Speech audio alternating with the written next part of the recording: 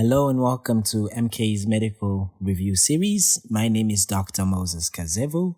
Today we're going to be looking at diabetes mellitus. If you haven't yet subscribed to the channel, please subscribe to the channel, drop a like, drop a comment, share the link, and let's go. When you talk of diabetes, it's very important for you to first begin to learn about the pancreas, because the pancreas is pretty much central to the onset of diabetes.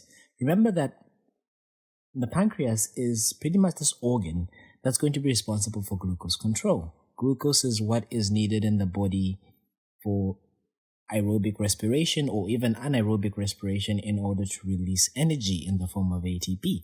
So if you are not utilizing that glucose, you're not synthesizing ATP, you do not have energy, and energy is needed for virtually all the processes in the body, and this is actually detrimental to the body. So remember that the pancreas is a dual organ. It's a dual type of organ. So it means it has an endocrine function through the production of certain hormones, and it has an exocrine function, which is going to be responsible for the production of certain digestive enzymes as well as digestive juices. So enzymes such as chymotrypsin, enzymes such as lipase, enzymes such as pancreatic amylase, just to mention a few. Then it also has an endocrine function, which is responsible for the production of certain hormones such as insulin, such as glucagon, such as somatostatin. So there are different types of cells that are found within the pancreas as islands, which you refer to as islets of Langerhans. These islets of Langerhans have different types of cells. They have alpha cells, which are responsible for the production of glucagon. They have beta cells, which are responsible for the production of insulin. They have delta cells or D cells, which are responsible for the production of somatostatin, and they have F cells, some books refer to it as PP cells, which are responsible for the production of pancreatic polypeptide. We're going to be focusing a lot on insulin because the problem with diabetes mellitus is there is something that's wrong with insulin. It's either you're not producing enough insulin or you're producing insulin, but it's not working like it's supposed to work. So remember that in the beta cells of Langerhans, in the pancreas, in chromosome 11, that's where you have the gene that codes for insulin. Remember that insulin is a protein, and all proteins are coded for by genes, which is a segment of DNA on a chromosome that codes for a protein. You refer to that as a gene. So the synthesis, as well as the intracellular processing, as well as secretion of insulin is all happening in the beta cell of Langerhans. And it's just like how normal proteins are going to be synthesized, just like you learned in your biochemistry. You first have a section of DNA that's going to unwind on chromosome 11. Then that section of DNA is going to be copied, and then you're going to form what is known as a messenger RNA. Then this messenger RNA is transferred from the nucleus, and it goes and attaches to the ribosomes, and then it's translated. So the process of making the messenger RNA is known as transcription, and then is eventually going to be translated into a polypeptide chain, which is eventually going to be further processed in structures such as the rough endoplasmic reticulum, and then eventually packaged by the Golgi apparatus, and then stored in these vesicles, and then it can be secreted, and it can actually go straight into the bloodstream and bring about its physiological effects. So remember that the synthesis is actually going to start off with production of what is known as pre-pro-insulin. And then this pre-pro-insulin is going to be modified into what is referred to as pro-insulin. And then this pro-insulin has this connecting peptide, or the C-peptide chain, which obviously connects the alpha chains and the beta chains of insulin. So once this C-peptide has been cleaved, then you have this mature insulin, which has an alpha chain and a beta chain. And then, of course, all this is going to be packaged within a granule. Now, remember that insulin has to be secreted from the pancreas, especially after a meal. So remember, after you have this meal of carbohydrates, the carbohydrates in the gut, pretty much, let's say starch is going to be broken down by salivary amylase as well as pancreatic amylase. And then eventually this in conjunction with the enzymes found in the brush borders, the disaccharidases, are going to be breaking down maltose, glucose, and fructose into their respective monomers. I'm going to be focusing mostly on glucose. Then this glucose is eventually absorbed into the bloodstream. Now, when it's absorbed into the bloodstream, it has to reach the pancreas. So if someone eats a meal that is rich in carbohydrates, their blood glucose level is going to increase beyond the normal level. And then this glucose is going to enter into the pancreatic cell via a glucose transporter 2, which you refer to as a GLUT2. And remember, whenever it enters this glucose transporter 2, it's going to be metabolized. And remember, the process of metabolism of glucose is going to result in the production of ATP, which is energy. And then once this ATP is produced in this beta cell of the pancreatic islets of Langerhans, then this increase in insulin is going to force a closure of the ATP-gated potassium channel. So if the ATP-gated potassium channel is closed, it means that potassium can no longer move outside the cell. Remember that potassium moved from the high concentration from the inside of the cell to a lower concentration on the outside of the cell. So this no longer happens. So potassium begins to accumulate into these cells, or the beta cells of Langerhans. Then this also causes an influx of calcium. And then eventually this leads to exocytosis of the insulin. And then the insulin is secreted along with the C-peptide into the blood. And then, of course, after it's secreted into the bloodstream, then the insulin is going to be entering into the portal circulation, and it's going to be carried to the liver. And remember that the liver is pretty much the primary target organ for insulin. Insulin works pretty much on the liver, the skeletal muscle, as well as the adipose tissue. Those are the three predominant tissues where insulin actually affects. Then about 50% of this secreted insulin is actually excreted or actually broken down in the liver, and the residual is excreted in the kidneys. Then, of course, I already told you about the C-peptide, which is partially extracted by the liver. And us knowing this, it can actually give us a very good index that can help us understand how much insulin is being produced, because we assume that the amount of C-peptide that's being produced should equal the amount of insulin that is produced. So here's a picture of what I have been explaining. So in the nucleus, what's happening is transcription, and then eventually you form this mRNA. Then the mRNA is eventually going to attach to the ribosomes on the rough endoplasmic reticulum, and then synthesize what is known as a pre-pro-insulin, which has a leader signal, or a section here, which is known as the leader segment. Then it also has an alpha chain, a beta chain, and a C-peptide. Then this is, of course, transferred into the Golgi apparatus, and then is eventually transformed into pro-insulin, where you remove this initial segment. Then, of course, once you package it in the secretory granules, you also remove the connecting chain and remain with the alpha chain and the beta chain. And then, obviously, this is going to be released. And then, of course, insulin is actually released via two pathways. It could be released via a regulated pathway, which is obviously released into circulation whenever you have these changes of these high fluctuations of blood glucose, like, for example, after a meal. And then you have a constitutional pathway, or constitutive pathway, where there is always a basal rate or basal flow of insulin that is getting into the bloodstream.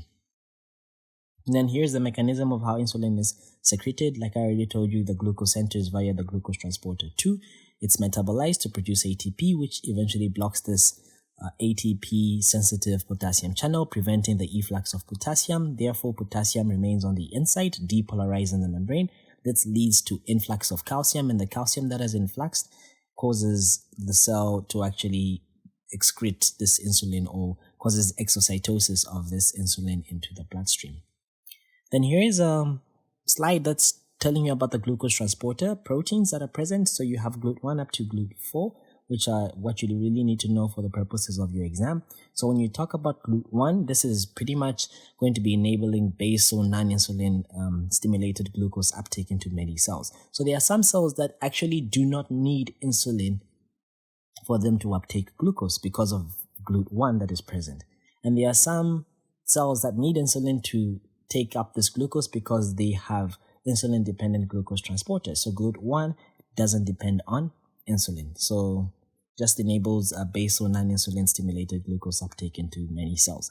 Then GLUT2 here, you could think of the 2 as in it works both ways. It can either take glucose into the cell, or it could pump glucose out of the cell. So this transports glucose into the beta cells, which is of course a prerequisite for glucose sensing, and it's also found in the renal tubules as well as the hepatocytes. The rule of thumb is that tissues that metabolize glucose, or that are responsible for glucose control rather, are going to have numerous amounts of GLUT2.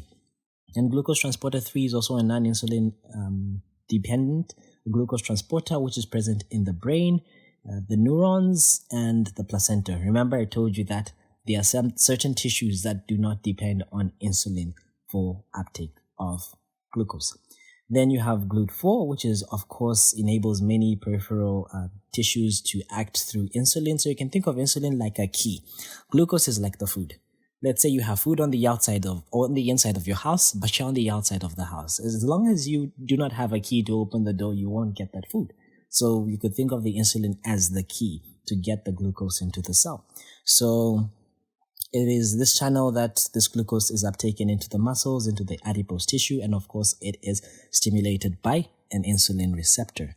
And an important thing to note is that neurons, placenta cells, even cells of the cornea do not require insulin to uptake glucose. And it makes sense because if we do not have the insulin working, then a lot of people would have suffered a lot of detrimental effects of these tissues running out of energy. Then, of course, the insulin receptor has 4 subunits. So it has 2 alpha subunits on the periphery and 2 beta subunits, which act as transmembrane receptors.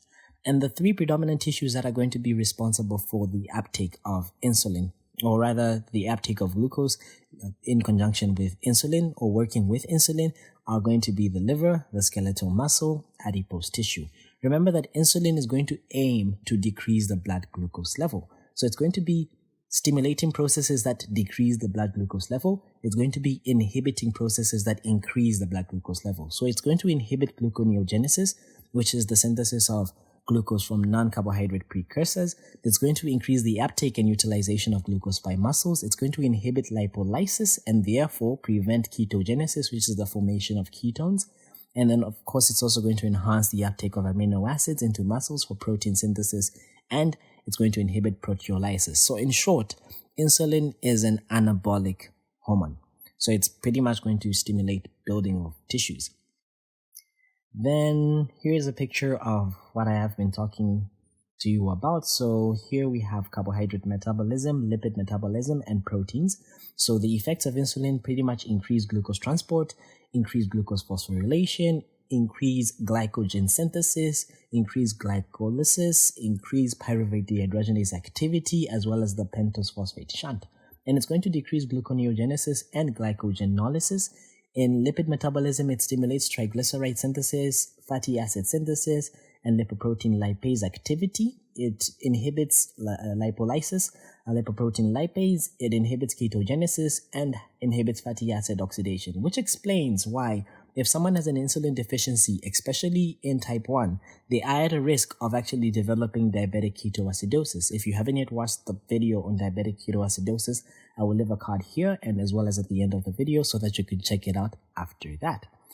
Then in the protein metabolism, it stimulates amino acid transport as well as protein synthesis and inhibits protein degradation. So here's a picture to summarize everything that I have been talking to you about. This is very important for you to understand because once you understand these fundamentals, it makes it very easy for you to think of the clinical features that we're going to be seeing in diabetes, to also think of the management scheme and why we need insulin to manage certain types of diabetes as opposed to other types of diabetes. So let's get into diabetes mellitus now. So remember that diabetes is pretty much a metabolic disorder of carbohydrate metabolism. And this is going to be characterized by a persistent hypoglycemia, which is either due to an insulin deficiency or resistance to insulin. And this insulin deficiency may be an absolute deficiency in terms of type 1 or a relative deficiency in terms of type 2.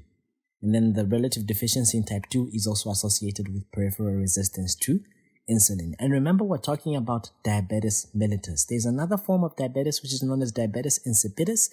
Diabetes insipidus is to do with ADH. There are 2 main variants. You have a central type of diabetes insipidus where you have your body not producing a lot of ADH. So it means you're not able to retain water and you produce this large amounts of dilute urine. Then you have a peripheral type of diabetes insipidus where your body is producing ADH, but your kidneys are not responding to the ADH. Now, remember that the blood glucose levels are supposed to be closely regulated in a healthy individual, and they should rarely fall beyond the range of 3.5 to 8 millimoles per liter. And if you're changing this to milligrams per deciliter, all you have to do is multiply it by a factor of 18. So if you're changing millimoles to milligrams per deciliter, just multiply this number by 18. If you're changing from milligrams to millimoles, divide the number by 18. So the reason why they give different units is because this is the British standard, and then the milligrams per deciliter is an American standard. And remember that these demands of these fluctuations in blood glucose vary depending on the food that has been taken, whether this person is fasting, whether this person is exercising. And you have what is known as a normal fasting blood sugar or normal fasting blood glucose. This is where you check your blood glucose in someone who has fasted for at least the past 8 hours. So if someone hasn't yet eaten in the past 8 hours, you will refer to that as a fasting blood sugar. So the fasting blood sugar will be between 3.5 to 5.5 millimoles per liter. Then your normal random blood sugar is if you were to measure the blood sugar regardless of this person having had a meal. So it would be somewhere around 4.4 to 7.8. And if someone gets a random blood sugar that's between 7.8 to 11.1 millimoles per liter, we don't say that they are diabetic, but they have the potential to become diabetic. So we refer to them as pre-diabetics. Then for us to actually make a diagnosis of diabetes mellitus, we actually need symptoms plus one of the following, or you could have no symptoms plus all three of the following. So you have a fasting blood sugar that should be greater than 7 millimoles per liter, a random blood sugar that should be greater than 11.1 millimoles per liter, and this should be persistent. The key thing is that it should be persistent. Or you could perform what is known as a 2-hour postprandial plasma glucose that gives you a result that's greater than 11.1 millimoles per liter after you give this person 75 grams of glucose. You refer to this as an oral glucose tolerance test. So what they usually do is, first of all, you ask the patient to fast the night before, like 8 hours before. Then when they get to the next morning, you measure their blood glucose level. Then you record the value. Then you give them a loading dose of glucose. Then you check their blood glucose at 30 minutes. You can also check it at an hour. Then you check it also at 2 hours, and then you record. So if the value at 2 hours is greater than 11.1 millimoles, then that's a positive oral glucose tolerance test. Then, of course, if your hemoglobin A1C is greater than 66.5% or 48 millimoles per liter, I think this should have been millimoles per liter, then they are diabetic. But of course, with your hemoglobin A1C or glycated hemoglobin, this usually is an indicator of how well someone has controlled their blood glucose over the past 3 months, because you know that red blood cells live for about 120 days, so about 3 months. So the free glucose usually attaches to hemoglobin. Then this is actually not even an accurate way. The most accurate way to actually determine the glucose control or glycemic control is using glycated fructosamine. So do not forget that on your exams. Use glycated fructosamine. And we also have to note that these criteria should be confirmed by repeating the test on a different day. So you do not just get these values once there and then you say, okay, fine, you're diabetic. Unless maybe this patient comes in with certain other complications like a diabetic ketoacidosis or any other serious complications. And like I already told you, to change from milligrams per deciliter to millimoles, divide by a factor of 18. So some key points that you need to remember when you're talking about a random blood sugar: you're taking or you're measuring their blood glucose level regardless to the time that they had the meal. And then if you talk about fasting blood glucose, they shouldn't have any caloric intake for the last 8 hours. And then if you're talking of an oral glucose tolerance test, this is just blood glucose that is measured after you ingest 75 grams of anhydrous glucose that's dissolved in water, obviously. And if the person gets a value between 7 to 11.1, then you refer to this as impaired glucose tolerance test. If it's greater than 11.5, you refer to that as an abnormal glucose tolerance test. So like I already explained, you tell them to fast the night before or 8 hours before. Then you measure the glucose in the morning. Then you administer the glucose. Then you check it after 30 minutes. Then after 2 hours. You can also do it also after an hour. And then remember that diabetes is an irreversible thing. So it's not something that you can heal from. It's not like TB where you can get TB and you get medication and you're cured. It's something that you're going to be having for the rest of your life. Maybe later on with gene therapy and other newer treatment modalities that are coming up, we may cure it. But as we speak of currently, there is no cure. Then there are certain macrovascular as well as microvascular complications that may be there with diabetes. So the macrovascular complications include things like coronary artery disease. It's a leading cause in coronary artery syndromes. You have peripheral vascular diseases. Some people have even lost their limbs. You have stroke. You have microvascular disease, which may lead to things like diabetic retinopathy affecting the eyes, diabetic nephropathy affecting the kidneys, as well as diabetic neuropathy affecting the nerves. Some people may actually lose the sensation. Usually the first sensation that goes tends to be proprioception, and that's how people lose this sensation, especially in the feet, and they can easily injure themselves and they can develop this diabetic ulcers. So how do we classify diabetes? It's classified mainly into two groups. You have primary diabetes or idiopathic diabetes, and you have secondary diabetes. And primary diabetes, idiopathic, meaning you do not really know what the cause is. So we're not really sure what the cause is, because if there was a cause, we would just address the cause and you're healed. And with secondary diabetes, this is secondary to a cause. So primary diabetes could be divided into two types. You have two main types, type 1 diabetes mellitus and type 2. So type 1 diabetes mellitus has an immune pathogenesis that has been postulated. So it's going to be characterized by this severe or this absolute insulin deficiency. Then you have type 2 diabetes mellitus, where you have a combination of an insulin resistance and a relative insulin deficiency, which explains why initially patients with type 2 diabetes may not need insulin, but as the time goes on and on, they may need insulin at some point. And then, of course, secondary diabetes is secondary to a cause. And then some of the causes of secondary diabetes include diseases of the exocrine pancreas, so things like pancreatitis, trauma, pancreatectomy, neoplasias, cystic fibrosis, hemochromatosis. These are all conditions on their own. Endocrinopathy such as acromegaly, Cushing syndrome, pheochromocytomas, somatostatinoma, this is a tumor, and aldosteronoma, which is also a tumor. Then you can also have some drugs. Of the drugs that are there, the ones that I want you to really take note of, especially for your clinical practice and for your exams, are protease inhibitors, because these are used in HIV patients, as well as immunosuppressive drugs such as glucocorticoids. And you have other not so common drugs, so things like nicotinic acid or niacin, things like diazoxide, which is an antihypertensive, things like beta-adrenergic agonists, things like thiazides, things like phenytoin, things like antipsychotics, just to mention a few. Then you may sometimes get some infections of the pancreas. So you may get a congenital rubella, you may get a CMV that's affecting the pancreas. Diabetes mellitus may sometimes be associated with certain genetic disorders such as Down's syndrome, which is trisomy 21, Huntington's chorea, myotonic dystrophy. You also have Turner's syndrome, which is known as monosomy X. Then you have also some other specific types of diabetes, such as maturity onset diabetes of the young, or MODY, which is someone who gets like a type 1 diabetes, but they are much older than the typical age of a type 1 diabetes. So you can think of someone who's much older, but they have type 1 diabetes. You would expect them to have type 2 diabetes. Then you have type A, insulin resistance. You have some drug-induced diabetes mellitus, especially with beta blockers, oral contraceptives, glucocorticoids. You also have gestational diabetes mellitus. Remember that the fetus actually needs glucose.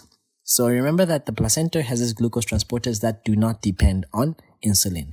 But for the fetus to actually maximize enough glucose, the placenta starts to produce a certain hormone, which is known as human placental lactogen. Now, this human placental lactogen actually increases the resistance of the mother's tissue to insulin, and in this way facilitates most of the insulin going from the mother to the fetus. So this can actually precipitate diabetes. So obviously this occurs when this occurs when the mother is pregnant, and obviously it's supposed to resolve with delivery. And this patient's actually at a higher risk of developing diabetes mellitus later on in life. So we'll begin by talking about type 1 diabetes. Remember, this was previously referred to as insulin-dependent diabetes mellitus. It's not so common, so it's going to be accounting for 10% of the cases as compared to type 2, which is way much more common. But in our setting, I think I've seen more patients with type 1 diabetes than those with type 2 diabetes. And of course, it occurs in children or early adults, so people less than the age of 30. So if you're less than 30, you're not yet an elderly person. then obviously this is due to destruction of the beta cells of Langerhans. Remember that the beta cells of Langerhans are the ones that are responsible for production of insulin. So once you destroy this, whether you're producing antibodies that are destroying this, or there are some cells that are causing inflammation in the pancreas and destroying the islets of Langerhans, then this is going to lead to an absolute insulin deficiency. So there will be no insulin. So there are many factors that have been implicated in type 1 diabetes. Some people have implicated some HLA genes, such as HLA-DR4 genes, which may predispose individuals to developing type 1 diabetes. Some people have attributed it to some viral infections. This is actually similar to what we get when you have a strep throat with rheumatic fever or rheumatic heart disease. If you haven't watched that, I will leave a card here for you to actually watch rheumatic fever. So what really happens is that you get this viral infection, and these viruses have certain antigens, and the immune system kind of gets confused in a while. This is very common, especially with Coxsackie viruses. You have a Coxsackie virus antigen, which has a very similar structure or similar chemical property to what is known as glutamic acid decarboxylase, which is found obviously in the beta cell of Langerhans. So you have these antibodies cross-reacting with this glutamic acid decarboxylase, thinking like as if it's a Coxsackie virus antigen, and end up destroying the pancreas and destroying the islets of Langerhans. And remember that for symptoms of diabetes to actually manifest, you should have destroyed the pancreas to greater than 70%. So more than 70% should have been damaged. Then you get these significant symptoms of diabetes. Sometimes you may get some autoimmune attacks, like for example in a type 4 hypersensitivity, which is a cell-mediated type of hypersensitivity. So in the pathogenesis of type 1 diabetes, remember it could be immune-mediated or it could be idiopathic, meaning that we do not know the cause. These people with type 1 diabetes actually require insulin for survival, and they often develop ketoacidosis because they do not have enough insulin to stop the process of ketoacidosis, or ketogenesis rather. So insulin prevents ketogenesis. So as long as you have even just a little insulin, you will not go into ketoacidosis. But because these people lack this insulin, then they easily go into ketoacidosis.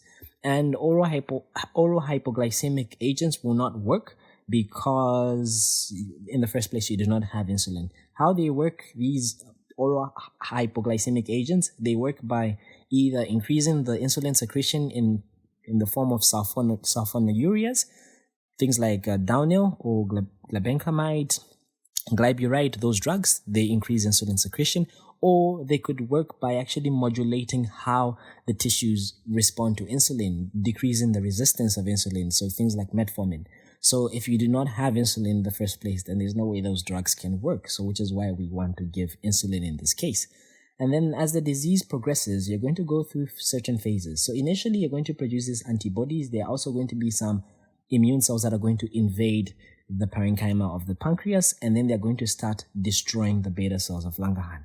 And once these beta cells of Langerhans are destroyed, you get into a phase which is known as a phase of impaired glucose tolerance.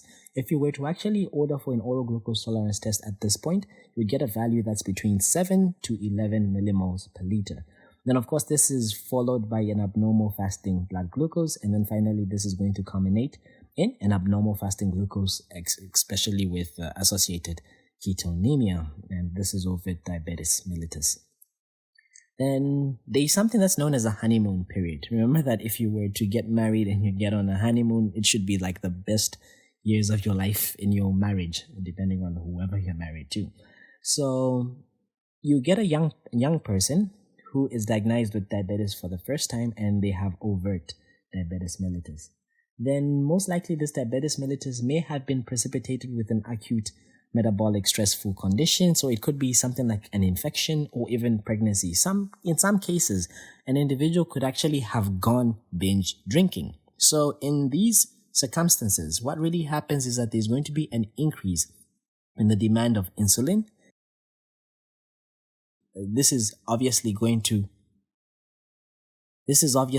lead to a relative insulin deficiency.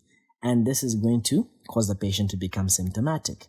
And they may actually need exogenous administrated insulin.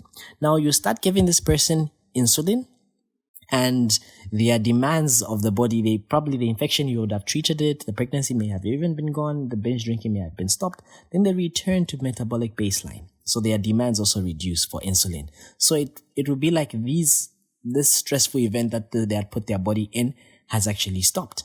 So if the stressful event where they had put their body in has actually stopped, it would be like the pancreatic reserve has recovered, quote unquote, has recovered. The pancreas has recovered, quote unquote. So this patient will not have these symptoms of diabetes. They may even stop getting treatment of diabetes, and then they won't even have symptoms because their demands have reduced because you have treated them and the pancreas has kind of recovered to some extent. So you refer to this as the honeymoon period, but nothing lasts forever. The only thing that lasts forever, I think, is the love of Jesus Christ. So this is actually transient in some patients. It could be maybe a few days. In other patients, it could be even up to a year or so. Eventually, this is going to lead to the progressive damage of the beta cells of Langerhans if the underlying problem is not yet addressed, and then eventually lead to an absolute insulin deficiency.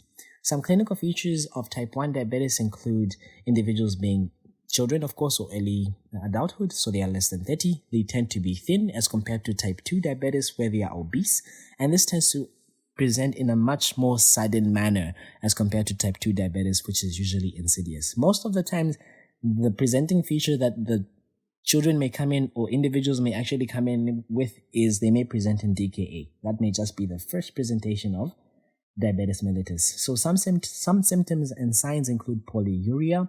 Now remember that you have glucose in the blood. Remember that glucose is supposed to be filtered out in the kidneys, and 100% of it is supposed to be reabsorbed in the kidneys. So virtually no glucose should be found in the urine. Now, glucose has what is known as a transport maximum, meaning that if you have more glucose than the kidneys can reabsorb, some of it will be lost in the urine. So which is the case in diabetes mellitus? You have a lot of this glucose in the blood, so a lot of it is going to be filtered out in the urine. And once it's filtered out in the urine, not all of it can be reabsorbed. And remember that glucose is an osmotically active substance, so it means it's going to be pooling water towards it. So this is going to result in pooling of water into the renal tubules, and this is obviously going to lead to osmotic diuresis, so polyuria. And remember, if someone now excessively urinates, it means that they're going to trigger their thirst centers, and they're going to have this excessive drinking of water, which is referred to as polydipsia. Also, because they're urinating, they're losing their water and they're retaining electrolytes, their blood osmolarity tends to increase. This may also play into triggering the thirst. Then, of course, you have this glucose in the blood in high concentrations, but you can't get in. Someone described diabetes mellitus as starving in the midst of plenty. Picture this, you're in ShopRite or you're in a supermarket with already made food and you're locked there alone and they find you dead in the morning of starvation. It doesn't really make sense, but that's what's happening in the body. You have all this glucose surrounding the cells, but this glucose cannot enter into the cells where it's needed because insulin, the key, is not there. So if it's not entering into the cells, you're not having this energy, so you're constantly feeling hungry. So they tend to eat a lot. So they have polyphagia. So these are the 3 P's of diabetes mellitus: polyuria, polydipsia, and polyphagia.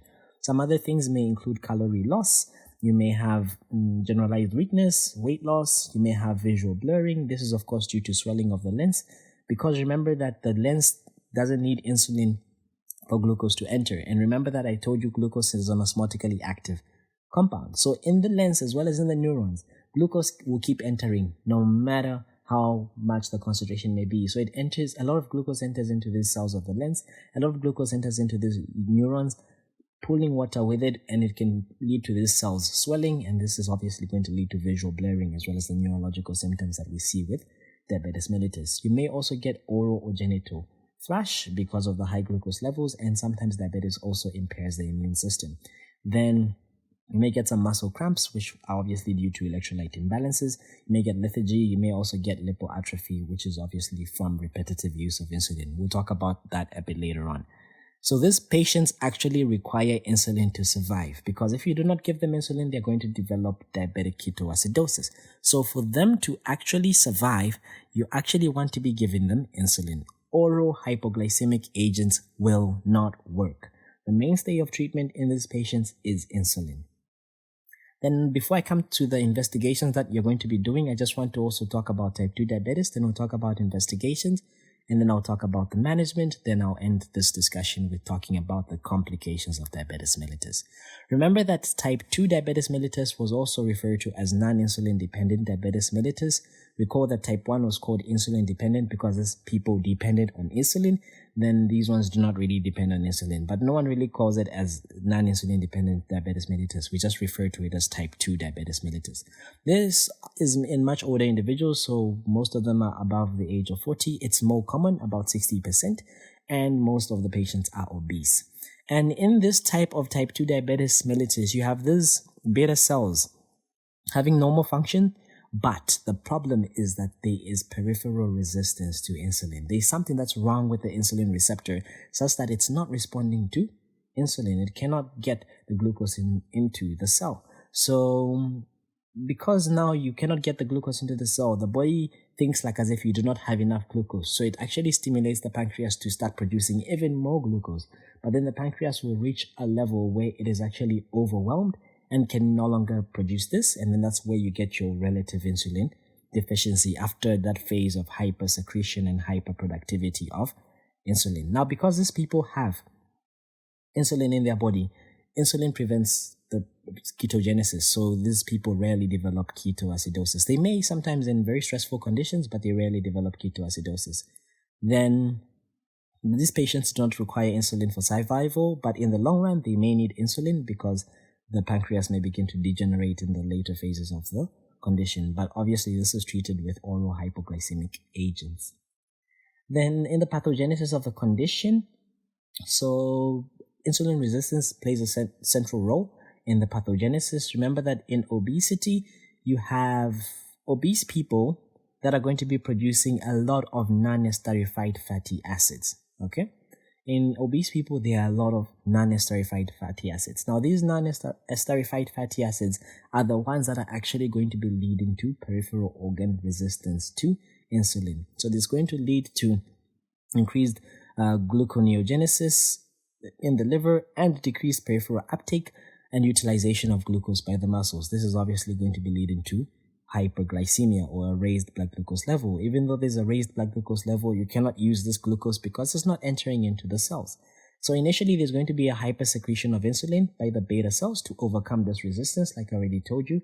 And then later on, this is going to fail. And then that's where you get this relative insulin deficiency as the number of the beta cells begins to decrease and amyloid, which is this proteinaceous substance, begins to deposit inside the islets. Now, there is some genetic association that may be seen in patients with type 2 diabetes. So in identical twins, about 100% of the time, if one of them gets diabetes, the other one is bound to get diabetes. In fraternal twins, it's about 20%. Then, of course, in those with a family history, it is much common. 50% of the siblings and 33% of the children of diabetics actually develop DM later on in life. Some environmental factors include obesity, physical inactivity, and your diet. So in the natural history of the condition, in stage 1, you have this insulin resistance that's going to be obviously be due to an increase in glucose production and an increase in these non-esterified fatty acids, which are going to be leading to the insulin resistance of the peripheral tissues. Then in stage 2, you have an increase in insulin secretion, and this is actually a compensatory phase. So you refer to this as compensatory hyperinsulinemia. Then obviously the pancreas will tap out because no one can keep doing the same thing over and over and over again. So this is going to lead to impaired glucose tolerance, and then eventually overt type 2 diabetes, where you get these symptoms. So what are the clinical features? This tends to be insidious and has a subtle onset as compared to type 1, which is sudden onset, and they may present with polydipsia, polyuria, and polyphagia. Similar reasons to what I told you with type 1. They may be visual blurring due to swelling of the lens, just like in type 1. They may also have oral and genital thrush. They may have muscle cramps. Sometimes the only symptoms that may be there is lethargy. They come in with tiredness. That is it. They may get this peripheral neuropathy, which is obviously found in about 50% of patients with type 2 diabetes at the time of diagnosis. So they may have postural hypotension, which is obviously due to autonomic dysregulation. This is a very big thing in diabetic patients. They undergo autonomic dysregulation.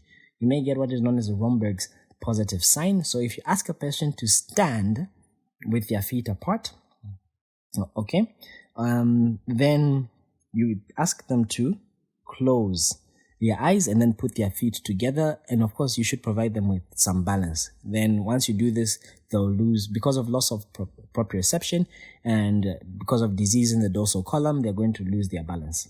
Okay, and then in the eyes, you may get some xanthelasma, you may get retinopathies, you may get ophthalmoplegia, which is from mononeuritis multiplex. You may get some leg ulcers, necrobiosis, lipodica. You may also get lipoatrophy from insulin use, of course, in the later stages of the condition. Some risk factors that you may pick out from your patients, and if you pick these, you should screen for diabetics or diabetes in these patients, people that are obese, especially those with a BMI that's greater than 25 kilograms per square meter, patients who have a first degree relative of someone with diabetes mellitus, someone who has a history of gestational diabetes mellitus or delivered a baby that is greater than 4 kg, if they have hypertension, if they have hyperlipidemia, if they have a history of impaired fasting glucose or impaired glucose tolerance test on previous testing, then these are risk factors that should call for further screening for diabetes mellitus. Some investigations include diagnostic investigations such as plasma glucose. You may do a random blood glucose and a fasting blood glucose. You may also order for an oral glucose tolerance test. Then some supportive investigations include urinalysis. You check for proteins, you check for glucose, you check for ketones. And recall that ketones are not equal to diabetes. So if you see ketones in urine, it's not always that they have diabetes. Sometimes they may have starvation, you get ketones in urine. Sometimes they may be due to dehydration, you get ketones in urine. So it's not just diabetes. Then you may get a full blood count to rule out any infections and anemia, urea and electrolytes to check for the functioning of the kidneys, liver biochemistry to check for the functioning of the liver. You may want to order a lipid profile. You check for the triglycerides, cholesterol, HDLs and LDLs. Remember that diabetes is associated with dyslipidemia as well as arteriosclerosis. You also want to order hemoglobin A1C, which is obviously going to give you a glycemic idea of, or an idea of the glycemic control over the past 3 months. So a value that is greater than 6.5 would be considered as diagnostic for diabetes, whereas a level that is greater than 5.7 to 6.4 would be noted as an increase in risk for DM. Then there's something that's known as the Somogyi effect or the rebound effect. You should differentiate this from the dawn effect. So the Somogyi effect here is due to treatment with insulin. Okay? So what's going to happen is that when you give someone insulin is supposed to lower the blood glucose level, yeah?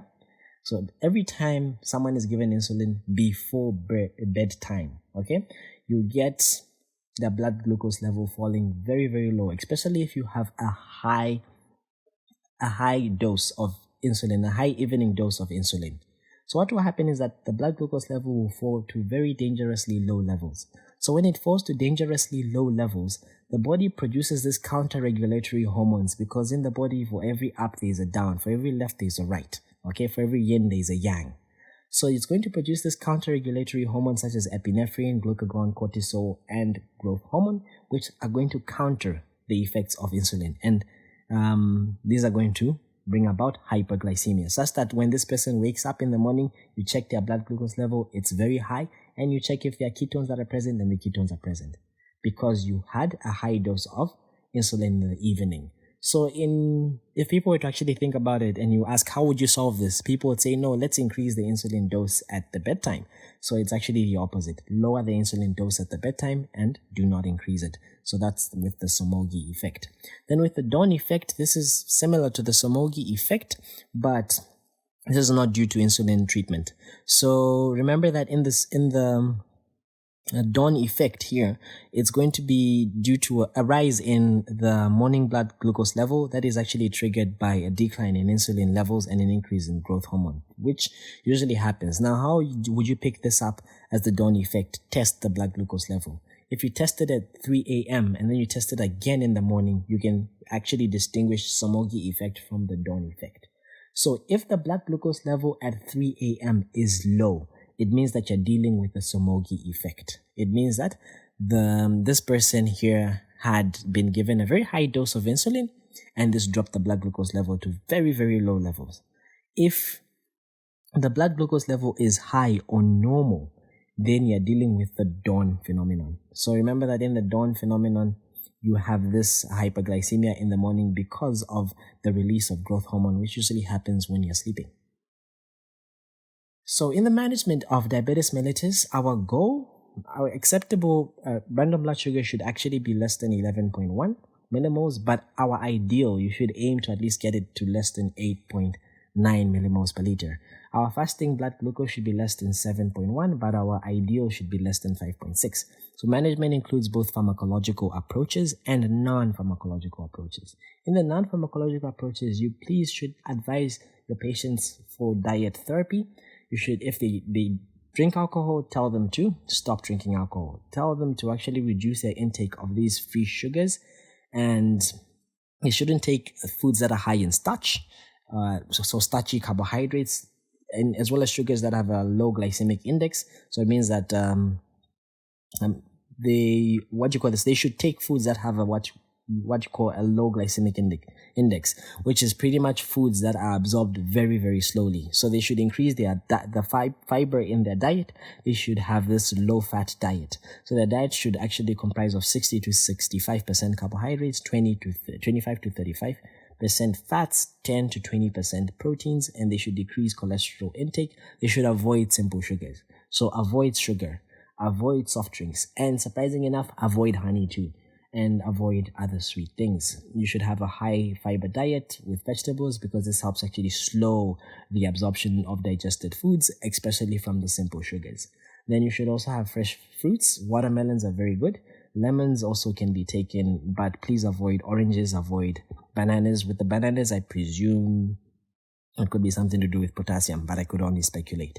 Then, of course, divide your meals into 4 to 6 equal parts, which may actually help you controlling your stability. So in some patients, we may actually just use dieting to actually control their diabetes, and it actually does work. Then advise them to exercise. Don't tell them to overdo it because they may tip themselves into hypoglycemia and they may not know this. So actually educate them on the signs of hypoglycemia, their heart racing, sweating. They're feeling nervous, feeling that their body is shaking, okay? Then advise them to carry out this regular exercise, about 20 to 30 minutes of aerobic exercise. So they could go for jogging, walking, swimming. I like swimming because it's not really taxing on the joints. So they could actually do this 3 to 4 days. But of course, this is difficult if someone can't swim.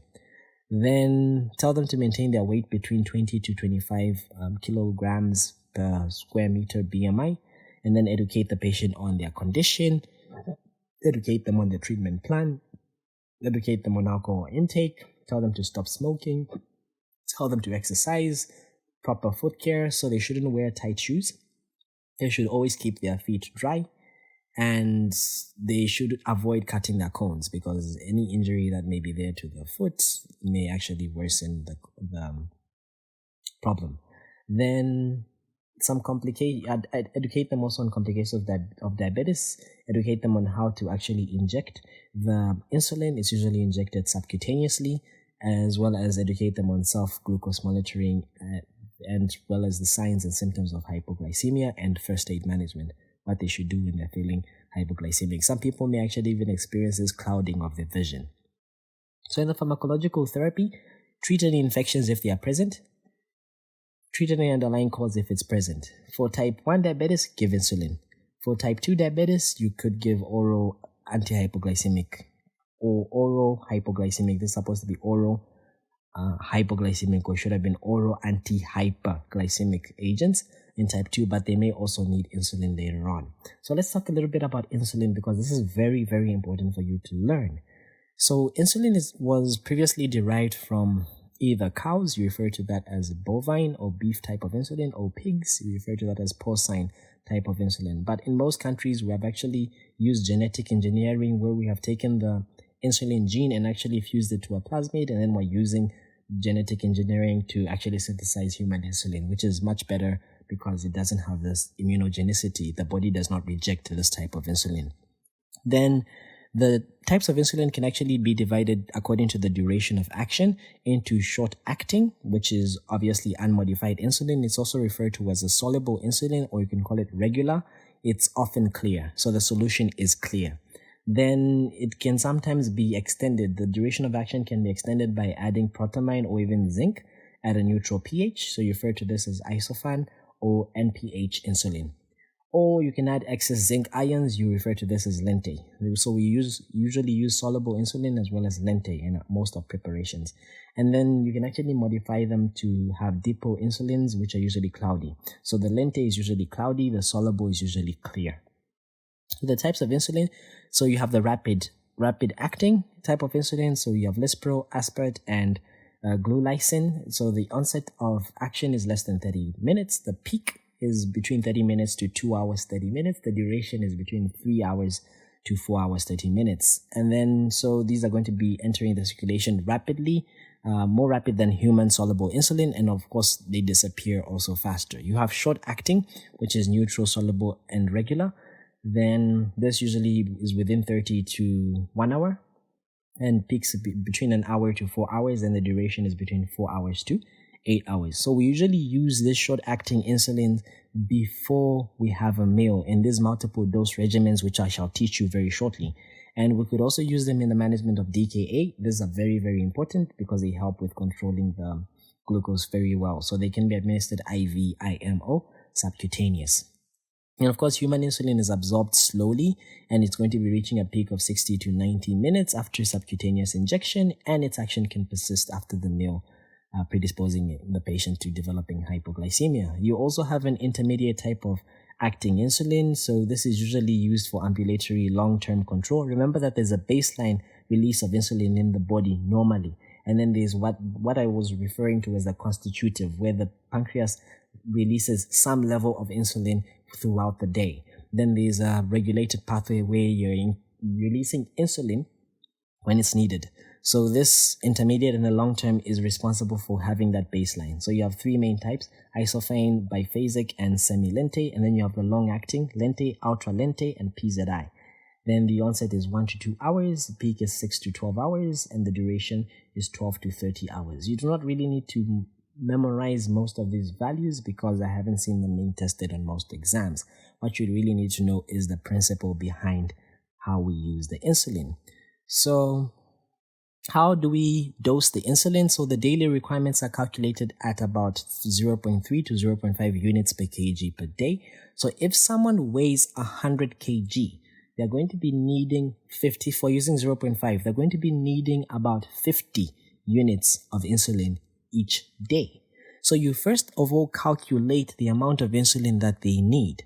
And then usually the current regimens that we use and what we teach in our setup are going to be using soluble insulin, and they're going to be using lente. Okay, soluble insulin is the clear solution. Lente is the cloudy solution. So what you're going to be doing is that there'll be 2 injections that will be given before breakfast and 2 injections that will be given at dinner. So you're going to be calculating the total amount of insulin the patient needs, and then you use what is known as the rule of 2/3, or the rule of thirds rather. So 2/3 of the total requirement of insulin is given in the morning. So 70%. 2/3 is given in the morning. And this 2/3 that is given in the morning, 2/3 of it is going to be lente, and 1/3 of it is going to be soluble insulin. Okay? Then the remaining 1/3 of the total insulin is given at dinner. Okay? And out of this 1/3, 2/3 will be lente, 1/3 will be soluble. Some books even use 50-50 with the evening dose. So you could use 50% lente, 50% as soluble insulin. So let me give you a practical example. Suppose someone is weighing whatever amount of kg, but whatever it is, they need 30 international units of insulin in a day. So in the morning, we'll say 2/3 of this total, which is 30, which gives you 20. 1/3 of 30 should give you 10. So in the morning, they should get 20 international units of insulin. In the evening, they should receive 10 international units of insulin. Out of this 20, 2/3 of it, so 2/3 of 20, which is about 13 international units, should be lente. 1/3 of this 20 should be soluble insulin. Then out of this 10 international units, 2/3 should be lente, 1/3 should be soluble. Some books give you half-half, so it could be 5 units, 5 units, 5 units lente, 5 units soluble. I hope it makes sense. So please take some time to actually know this and master this because it's very important. Then we usually advise the patients to actually buy a book to be and a glucometer to be checking their blood glucose quite often. So they could be checking it before every meal and at least 3 times a day. So daily blood glucose check before all the meals and at bedtime, and you ask the patient to record the readings, because this will give you an idea of how you're going to be playing around with the values and actually adjusting the values. Then you may use glycosylated hemoglobin, like I already talked about, and then you also advise the patient on the signs of hypoglycemia as well as signs of the honeymoon phase. Then here is how we make the insulin changes. So like I told you, this will be very important if the patient is actually recording the values. Then it will give you an idea of what you should actually change. So suppose the blood glucose is persistently too high before breakfast. So if it's high before breakfast, it means that the problem is occurring in the evening. So what you could do is simply increase the evening long-acting insulin. If it's persistently low, what you're simply going to be doing is just reduce the evening dose of the long-acting insulin. Then if the blood glucose is high before lunch, then increase the morning short-acting insulin. If it's low, then reduce the morning short-acting, or you can increase the morning snacks. So you can tell them to eat much more.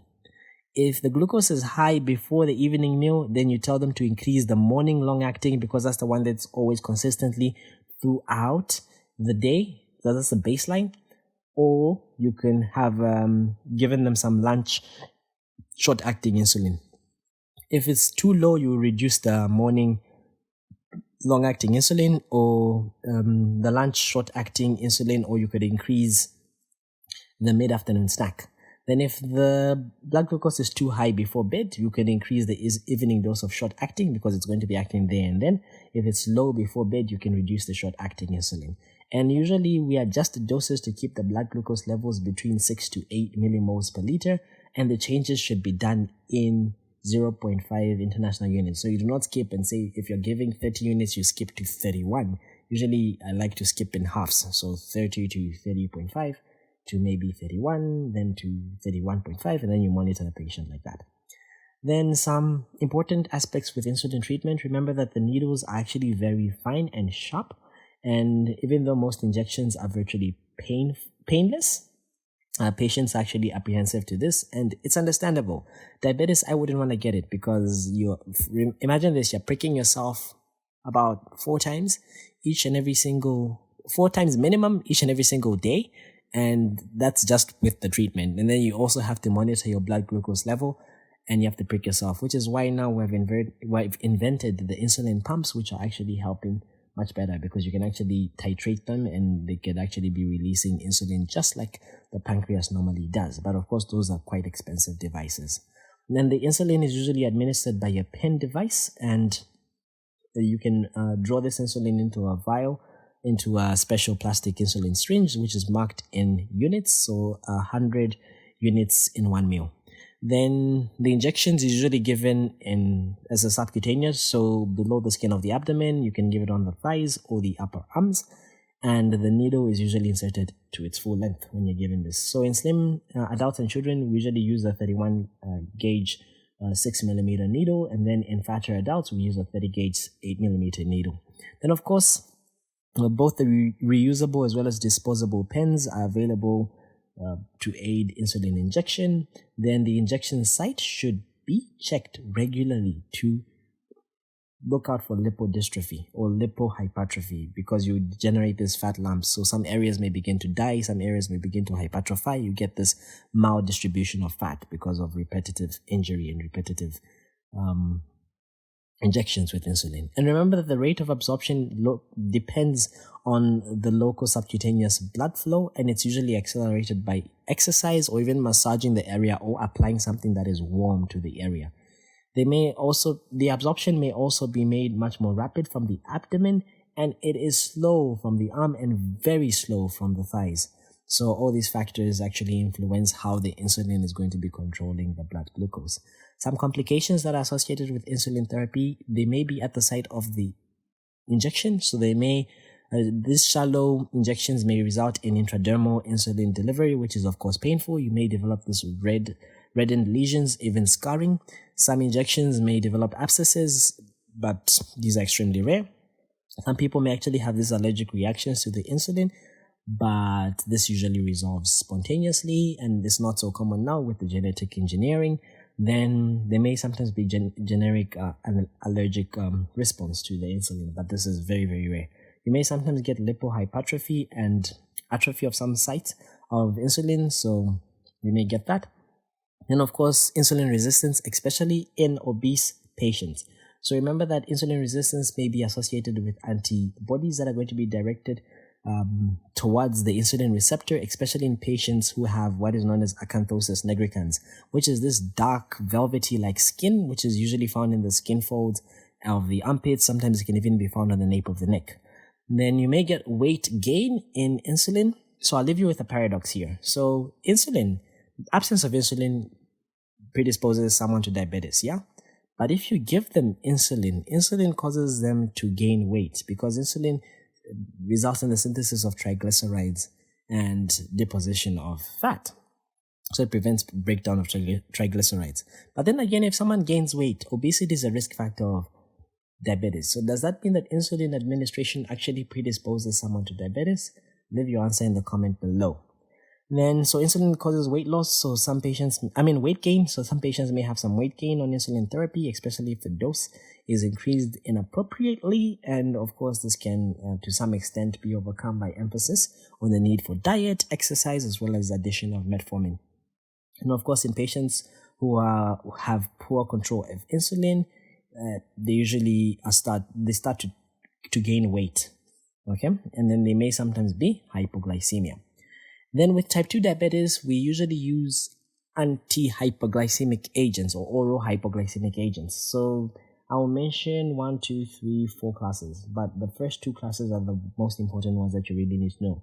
Sulfonylureas, metformin, you also have alpha glycosidase inhibitors and thiazolidine diones. This is a very, very difficult word to pronounce. So I want you to know about sulfonylureas, the mechanism of action, obviously, to stimulate the pancreas to release insulin. The dosages and the different types of drugs are indicated here on the table. Metformin, on the other hand, increases insulin or decreases insulin resistance. The dosages are there. So I want you to know about sulfonylureas. I want you to know about metformin because it's very important. Those are the drugs that we usually use and the dosages. So I won't go into a lot of details talking about this table, so just pause the video here and actually read through the table. I think it's self-explanatory, otherwise we'll spend the whole day here. Then when you follow up the patient, the things that you should emphasize on is you should emphasize on symptoms of hyper as well as hypoglycemia, weight management, blood pressure. You should check their blood pressure always, check for their visual acuity, perform a fundoscopy, examine their eyes for cataracts and other opacities, examine the oral cavity for any features of thrush, examine the feet for any ulcers or any loss of sensations, examine injection site for any lipodystrophy, examine it also for any abscesses or any other problems that you may note. Then take some lab tests every time you follow up the patient. So take blood and urine, check sugar in the blood, and then check urine as well as urine albumin to signify kidney disease, and even protein in urine, which may signify kidney disease. Some complications include acute complications and chronic complications. Acute include hypoglycemia, which may be due to the treatment, diabetic ketoacidosis, which I shall leave a card at the end for you to watch, hyperglycemic hyperosmolar state, which is also referred to as non-ketotic hyperosmolar coma, which is a complication more commonly seen with type 2 diabetes.